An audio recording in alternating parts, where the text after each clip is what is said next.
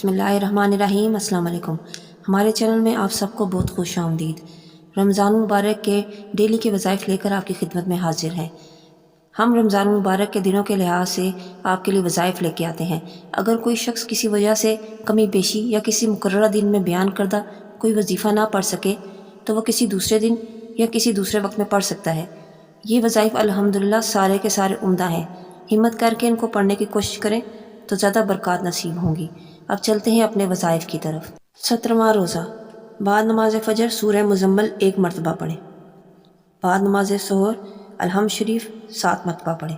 अलहम्द शरीफ यानी सूरह फ़ातिहा 7 मरतबा पढ़ें।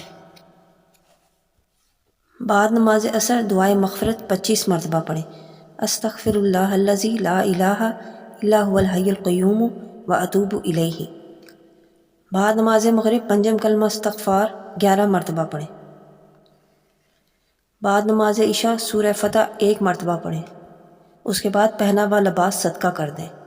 ये थे हमारे 17वें रोज़े के दिन करने वाले तमाम वज़ाइफ और आमाल। मैं उम्मीद करती हूँ कि मेरे बताए हुए वज़ाइफ और आमाल से आप भरपूर फ़ायदा उठाएँगे। मिलते हैं नेक्स्ट वीडियो में एक न्यू टॉपिक के साथ। अल्लाह हाफ़िज़।